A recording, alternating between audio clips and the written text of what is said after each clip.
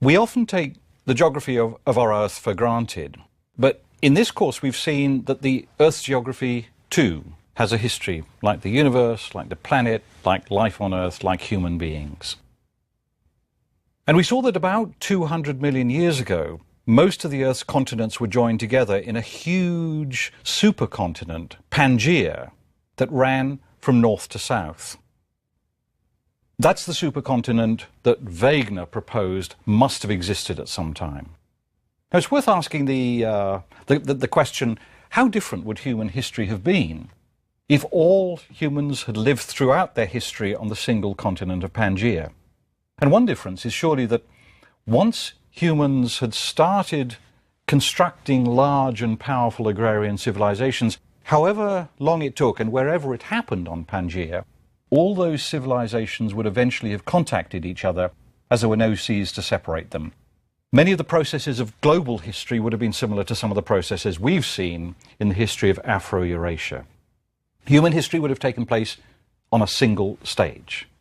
But our world is very different. We happen to live in an era in which continents are separated by huge seas, so that, as a matter of fact, human history took place on a number of quite separate stages, which I've called the world zones. So we spent several lectures looking at what happened in Afro-Eurasia from our combination spaceship time capsule orbiting the Earth. Now we need to ask questions about the Earth as a whole. Were similar changes occurring elsewhere? How typical was Afro-Eurasia? Did agrarian civilization expand elsewhere as well? Did states become more powerful? Did exchange networks expand, linking different regions into large world systems?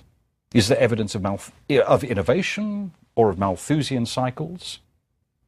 If there were differences between the zones, then to what extent and in what ways were those differences shaped by the different geographies of each world zone? So what we do now is we try to look at the other world zones and get some feeling for how different the trajectories of human history were in each zone and some of the reasons why they might have been different. The comparison between these regions, between the various world zones, is important for two main reasons. The first is that the differences really mattered. We'll see that they mattered most and most obviously during the last 500 years, when at last the world zones were joined. The history of each of the world zones since that time has been very much shaped by the trajectory of history in that zone before the unification of the world. So these differences really mattered. But secondly, there's the theoretical point that we've touched on already. If we find important similarities between the zones, despite the lack of significant contacts between them, then these may hint at some deep patterns in human history as a whole. If we find just random variation, if we find that the stories of each world zone are completely different, then we shouldn't be looking for any large directional trajectories for human history. So that's the crucial question behind all of this. As Jared Diamond has suggested, the contingent fact that we evolved in an era when the world's continental plates were scattered across the Earth's surface has set up a series of revealing natural experiments, as he calls them, for it suggests how human history could evolve from different starting points. Let me quote Jared Diamond on this. And this is from his bestseller, Guns, Germs and Steel. He writes, "While neither astronomers studying galaxy formation nor human historians can manipulate their systems in a controlled laboratory experiment, they both can take advantage of natural experiments by comparing systems different in the presence or absence or in the strong or weak effect of some putative causative factor. For example, cultural anthropologists, unable to provide human groups experimentally with varying resource abundances. I mean, what he's saying here is you can't simply, take human groups, put them in a lab, give them certain conditions like rats and then see what happens. That's impossible. The fact that you can't do this means we can still study long-term effects of resource abundance on human societies by comparing, for example, recent Polynesian populations living on islands differing naturally in resource abundance. So we can't deal with human history experimentally. What we can do is look for natural experiments set up by the fact that human history has taken place in a number of different environments, and we can see what happens. So if we find no significant similarities, as we've seen, we might conclude that human history is an entirely contingent process. It's driven by accidents of geography and the unpredictable choices of millions of individuals. But if we find significant similarities, we may have to conclude that some powerful general forces have steered human history down certain tracks, despite the play of contingency. Let's look at each of these zones and try and tease out some of the large general features that shaped its history and its geography. We'll see, let's begin with how history began in each zone, and we'll see that human history seems to begin in rather different ways in each of these zones. Now, for some of this, I'm going to be collecting information, some of which we've already encountered in earlier lectures on the early history of the various world zones, but I wanted to put it all together so we can see the contrasts quite clearly between them. Okay, first the Afro-Eurasian zone, and just in summary, the Afro-Eurasian zone was the oldest. It was the largest in terms of landmass, and it was most varied of the world zones, and it played a dominant role in world history. It was here that human history began some 200,000 years ago, because our species evolved in Africa. And we've looked at the Afro-Eurasian zone. Now let's go on to a second zone, the Australasian zone, as I've called it. That was the second to be settled by human beings. The Ice Age continent of Sahul included modern Australia, Papua New Guinea, and Tasmania. It was unified because lower sea levels at the height of the last ice age filled the bridges between these areas, so it was a single landmass.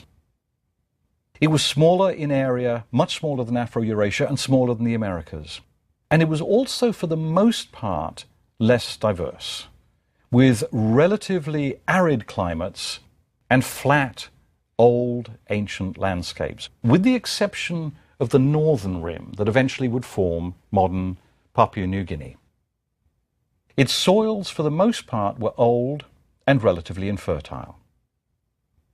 Sahul had once been part of the supercontinent of Gondwanaland. You'll remember that when Pangaea broke up, it broke first into two huge supercontinents, Laurasia and Gondwanaland.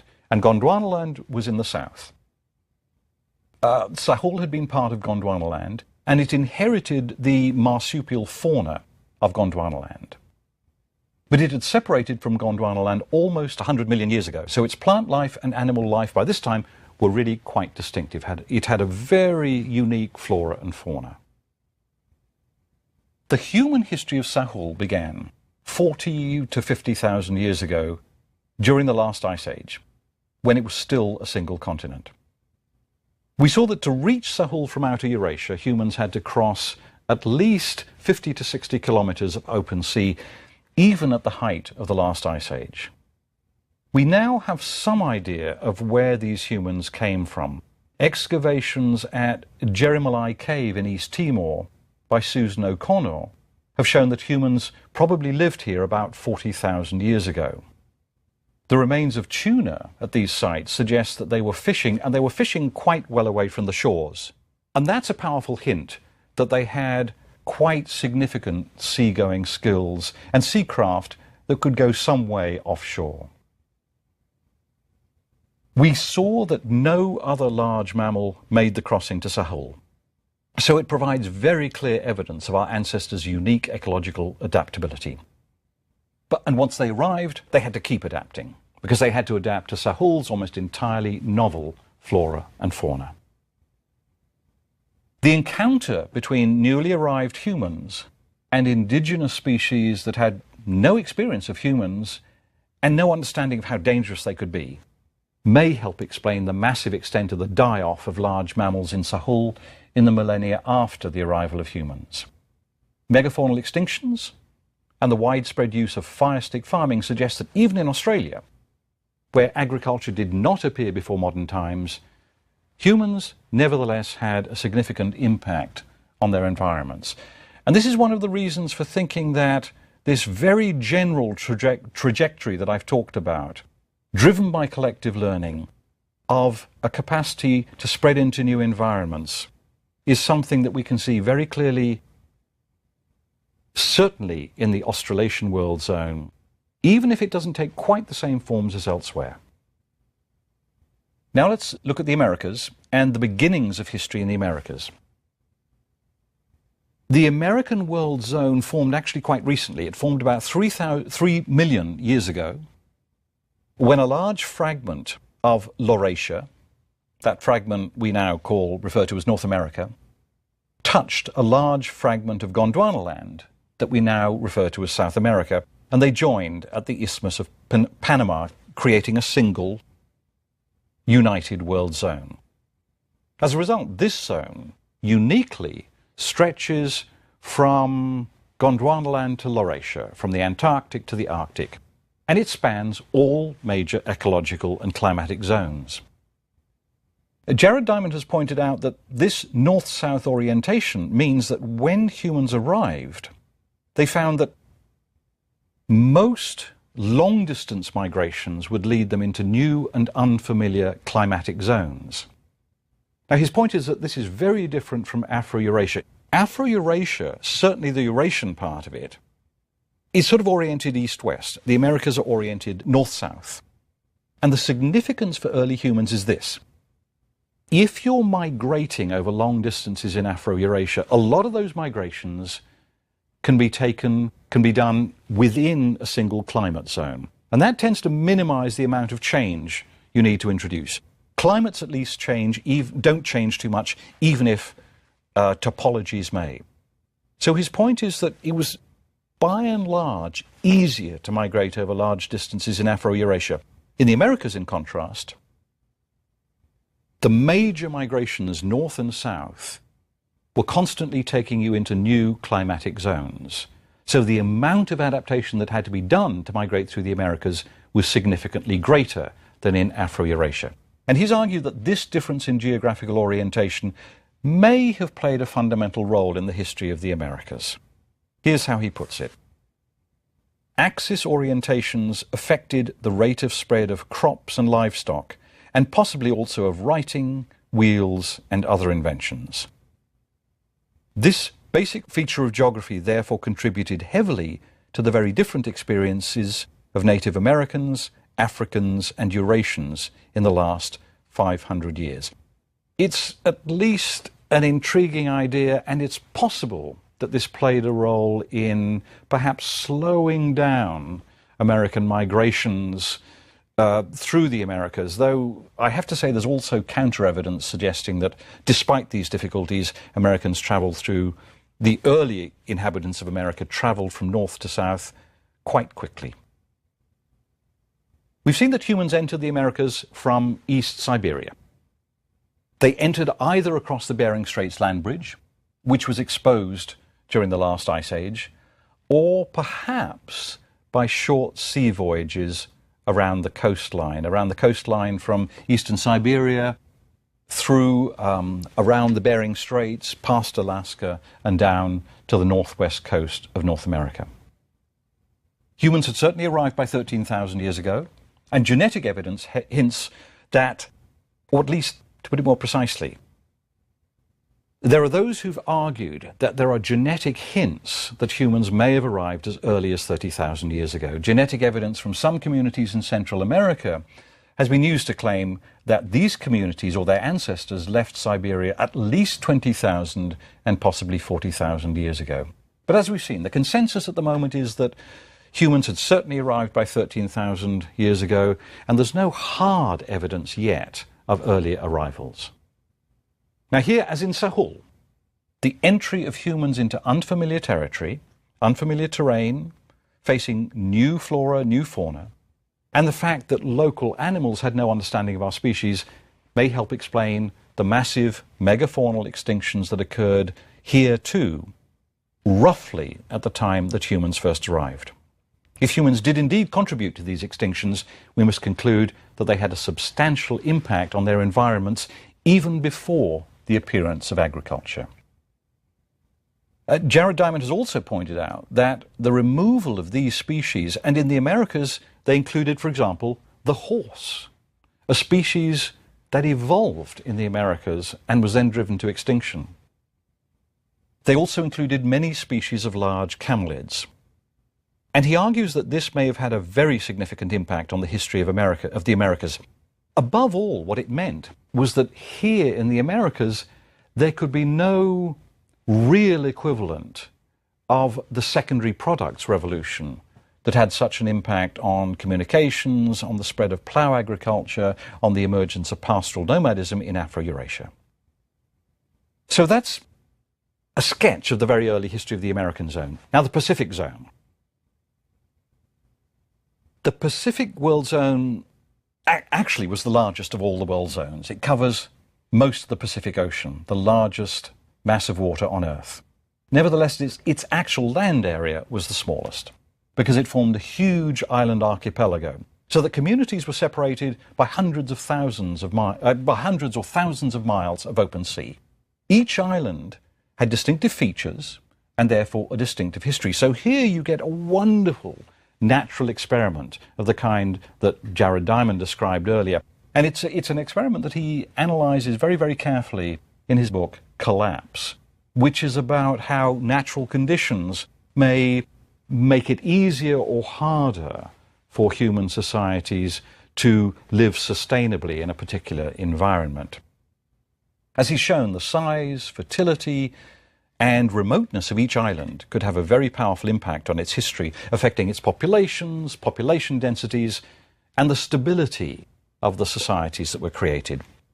Some islands, for example, Easter Island or Rapa Nui, which we will discuss later in this course, were so small that they required very delicate handling, and any ecological overreach, any failure to maintain local resources, could easily prove catastrophic. The Pacific world zone, and this is one of the most striking distinctive features of this zone, apart from the fact that it was an archipelago, was not occupied until the later agrarian era. And it was settled by migrants who brought knowledge of farming and superb navigational skills. In other words, this world zone bypassed the Paleolithic era entirely, and it began its history with its own equivalent of the early agrarian era. The migrations that settled first Melanesia, the islands to the east of Papua New Guinea, and then Polynesia, the islands further to the west in the Pacific Ocean, count as a wonderful counterpart of the migrations of the Paleolithic era. They're a sign of the astonishing capacity of humans to seek out and explore new environments and find distinctive ways of exploiting them. So where did the migrants come from? For a long time, it was assumed that the Pacific Islands had largely been settled from the Americas. This was the basic assumption that underlay Thor Heyerdahl's famous expedition on the Kon-Tiki in 1947. You may remember that he built a raft modelled on types of raft you could find in the Pacific, and he sailed it with a crew from Peru to the Tuamotu Islands. But since he did that, and what he did, of course, was to prove that it was possible. But since that time, a large body of evidence has shown that the migrations actually took place in the opposite direction from Asia and the West. Some of the crucial evidence includes the similarity of the Austronesian languages of Melanesia and Polynesia to languages of Southeast Asia, and the spread of a distinctive type of pottery known as lapita ware as a result of these migrations. And this evidence has shown that the Pacific Islands were settled, in fact, by people whose ancestors probably came ultimately from the mainland of Southeast Asia. The islands of Melanesia, to the east of Papua New Guinea, reaching as far as Fiji and Tonga, were settled over quite a large period of time. The Solomon Islands may have been settled by as early as 35,000 BCE, but remoter islands in Melanesia were settled as late as 1000 BCE, 3,000 years ago. And the migrants who arrived there travelled in huge, ocean-going, double-hulled canoes, and they carried with them crops that included taro, yam, breadfruit, coconuts and sugarcane. And they also carried domesticated animals with them, in particular chickens, dogs and pigs. And it's very likely that rats travelled with them as hitchhikers. The remoter islands of eastern Polynesia were mostly settled during the first millennium CE.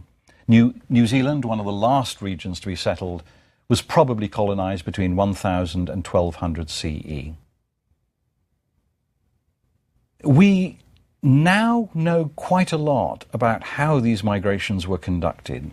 And we know a lot of this comes from experimental archaeology, which has involved recreating and sailing Polynesian ships and recovering some of the skills of their navigators through interviews with surviving navigators and their families. And what this evidence has shown is that these astonishing migrations were the result of systematic, well-prepared journeys of exploration in ships that could carry sometimes as many as 200 people, along with samples of their crops and chicken and pigs. And they were guided by navigators who sometimes memorized maps of the stars or used special reed maps of Polynesia and could tell from signs such as subtle shifts in currents or the presence of seabirds where to expect landfall. One of the most remarkable aspects of this is that when clouds obscured the skies, navigators claimed to be able to hunker down within the ships, close their eyes, and feel from the subtler movements of the ship and the wind where there might be land. Okay, that's a sketch of the early history of these zones. Now, let's talk briefly about how the agricultural revolution played out in each of these zones. Let's begin with the Australasian zone. And it may seem at first as if there's not that much to be said about the Australasian zone. But I think, in fact, there may be quite a lot to be said. Agriculture appeared early in Sahul, remember, but only in the far north, in modern Papua New Guinea. In Papua New Guinea, agriculture was based on root crops such as taro that did not store well. And as we've seen, that may be why no agrarian civilizations emerged here.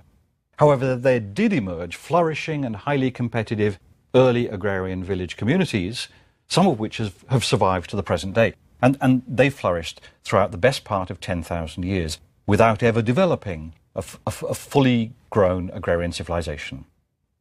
In Australia and Tasmania, foraging technologies survived to modern times. Now, why the difference between these two parts of Sahul? One reason may be geological. Papua New Guinea provided a sort of snow plough as the plate on which Sahul rested drove north from Gondwana land.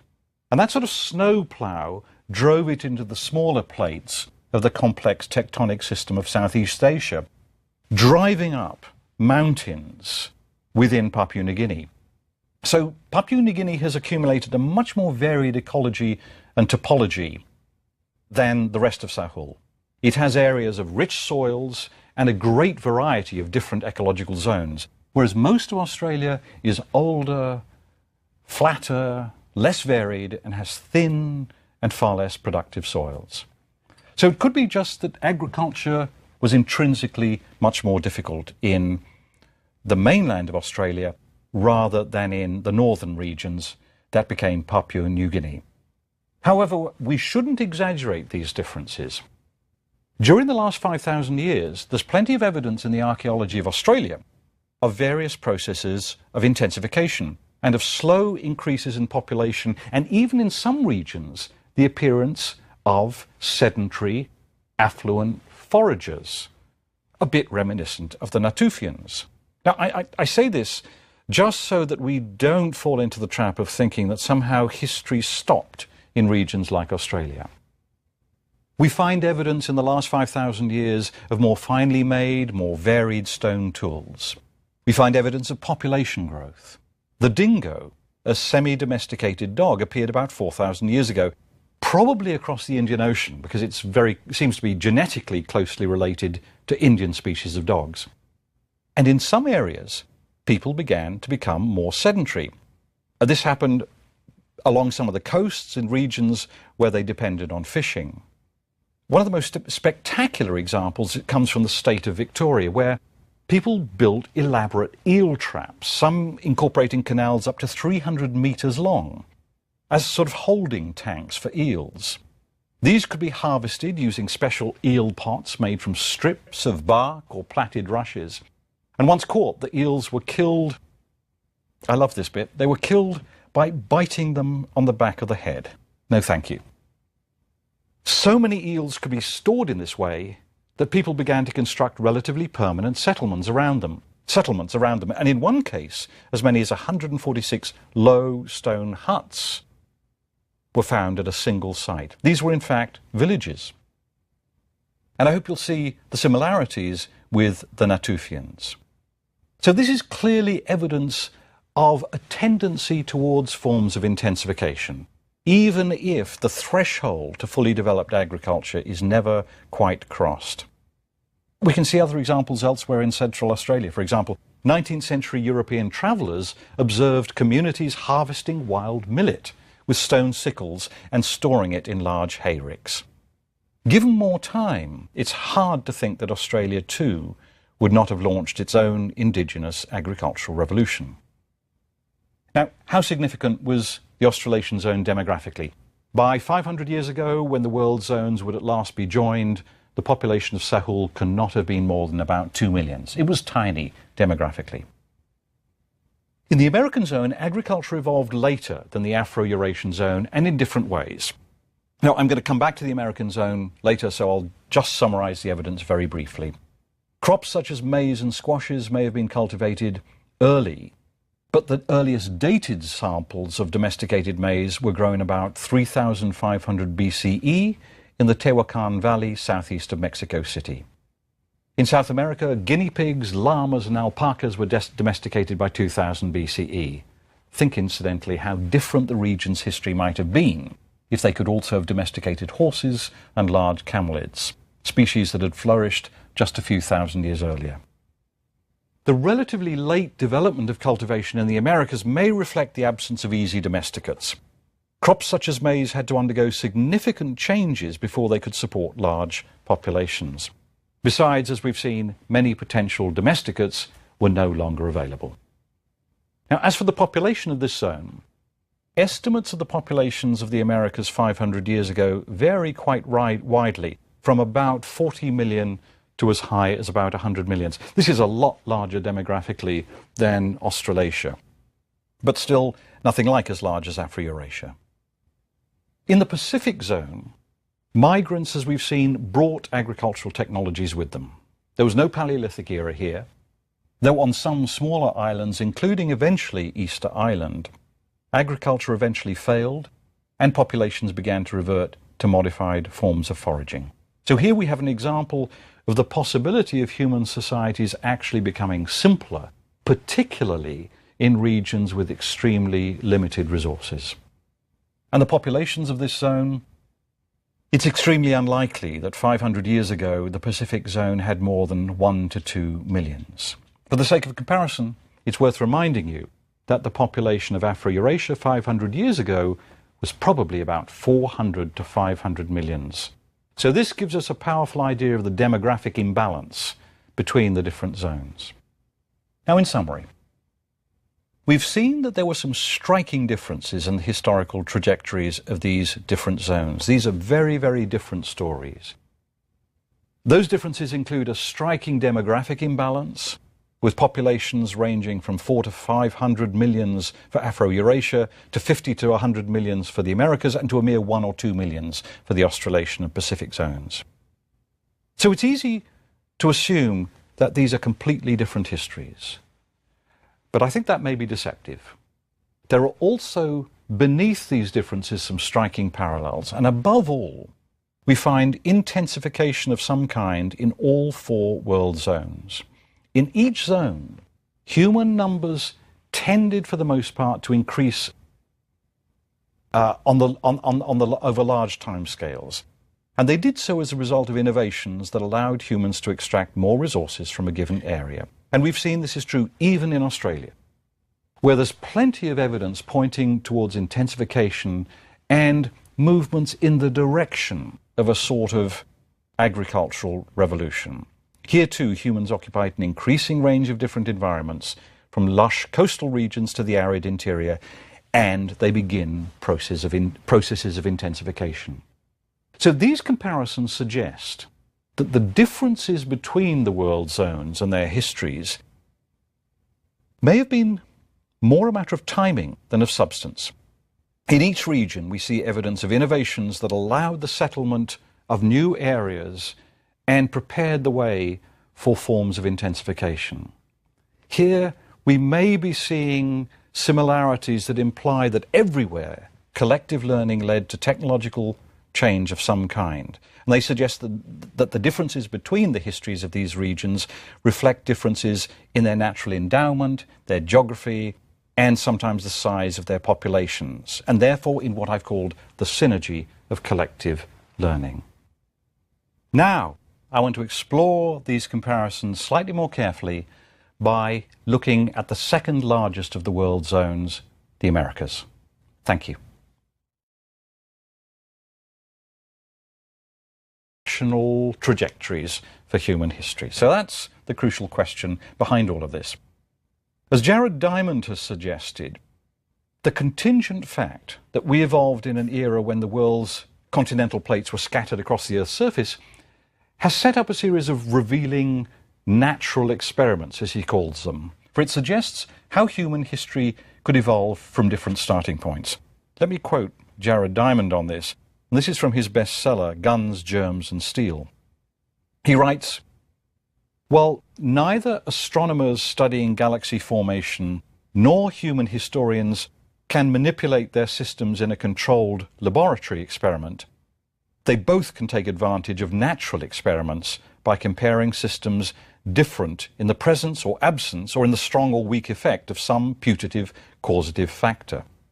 For example, cultural anthropologists, unable to provide human groups experiments if all humans had lived throughout their history on the single continent of Pangaea.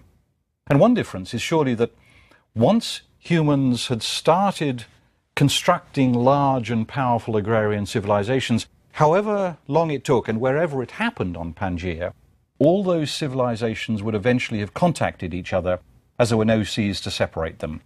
Many of the processes of global history would have been similar to some of the processes we've seen in the history of Afro-Eurasia. Human history would have taken place on a single stage. But our world is very different. We happen to live in an era in which continents are separated by huge seas, so that, as a matter of fact, human history took place on a number of quite separate stages, which I've called the world zones. So we spent several lectures looking at what happened in Afro-Eurasia from our combination spaceships. The first is that the differences really mattered. We'll see that they mattered most and most obviously during the last 500 years, when at last the world zones were joined. The history of each of the world zones since that time has been very much shaped by the trajectory of history in that zone before the unification of the world. So these differences really mattered. But secondly, there's the theoretical point that we've touched on already. If we find important similarities between the zones, despite the lack of significant contacts between them, then these may hint at some deep patterns in human history as a whole. If we find just random variation, if we find that the stories of each world zone are completely different, then we shouldn't be looking for any large direct